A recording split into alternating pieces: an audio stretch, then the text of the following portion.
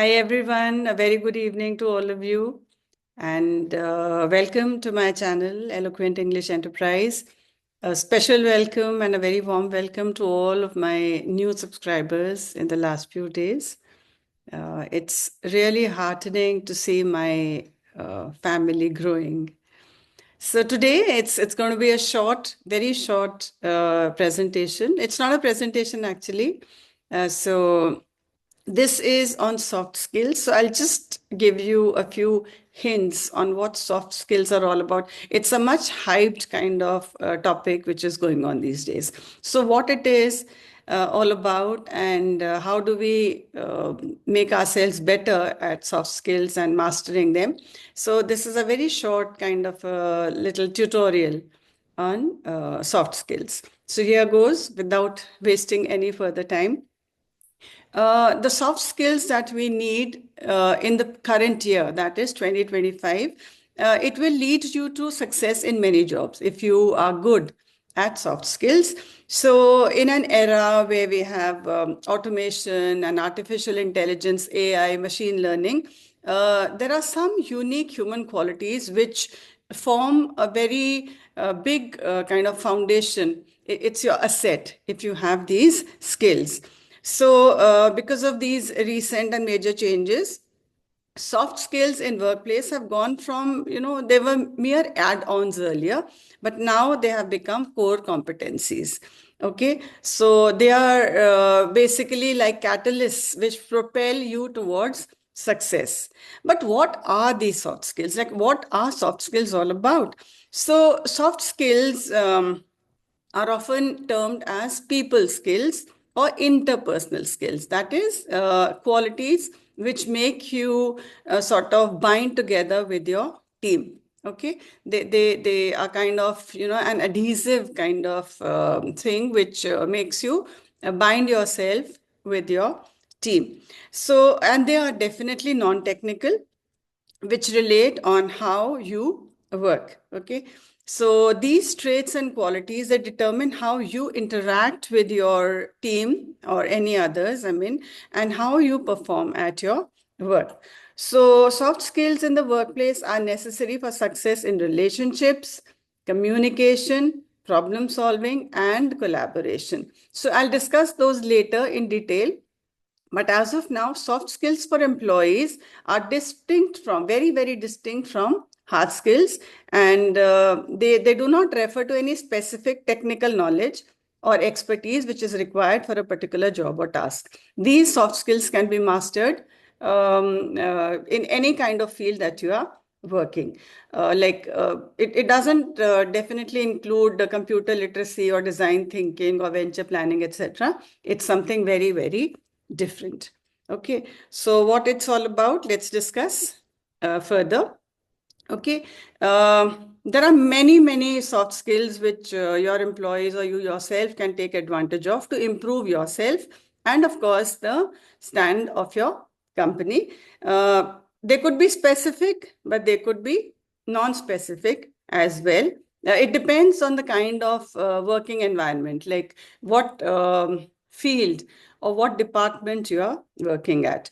So, but out of all of these skills, soft skills, there is one which really, really stands out. And this is communication skill or communication skills for that matter.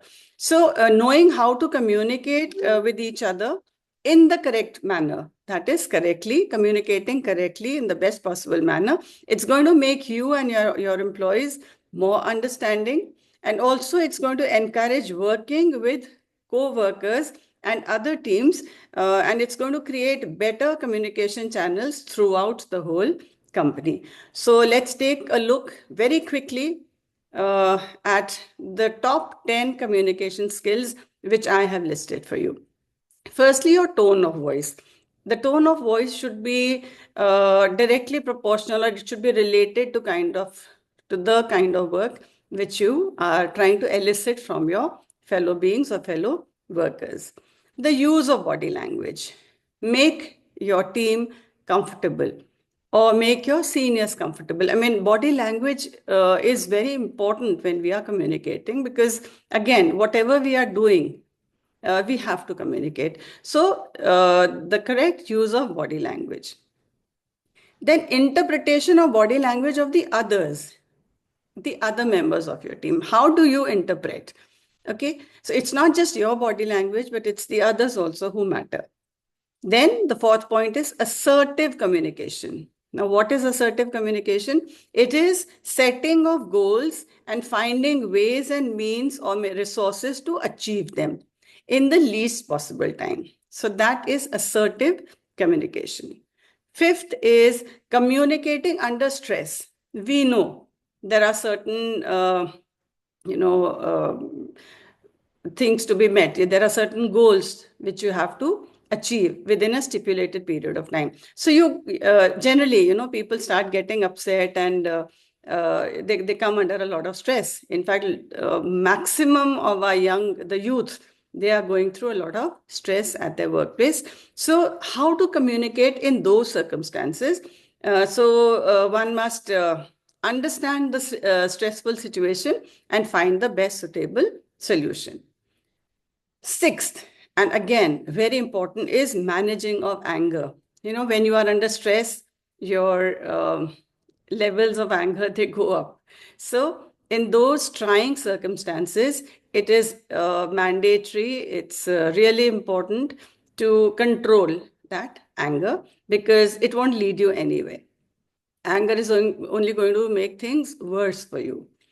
Then seventh is emotional literacy. We talk about, the normal literacy that we have, but emotional quotient is also very important. So we need to know what is emotional literacy and how to improve upon that quotient for every particular employee or for ourselves.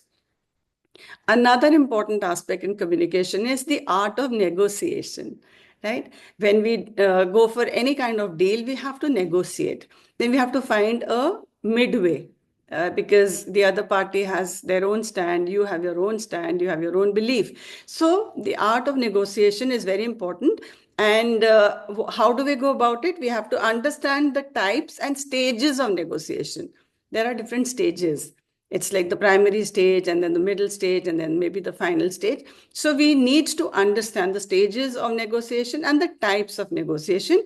And we must make use of psychology to understand the other party and how to be successful when we negotiate.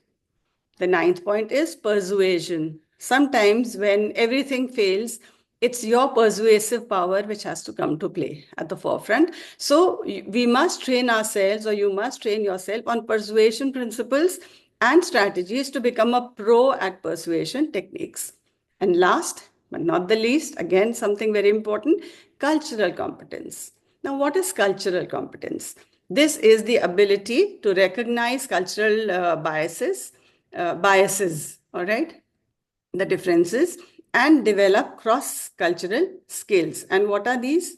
For example, power distribution. Okay, how would be the power be divided amongst all the workers? Individualism versus collectivism, masculinity versus femininity, universalism versus particularism, and achievement versus nurturing. So all of these are parts of cultural competence. We have to be competent at how to deal with these different kinds of situations. So for today, that's all about communication skills. I'll be back with some more in detail with a proper presentation. This was just the introduction. So have a thriving Thursday tomorrow. Wish you all the best and I'll take your leave. Thank you. Good night. God bless everyone.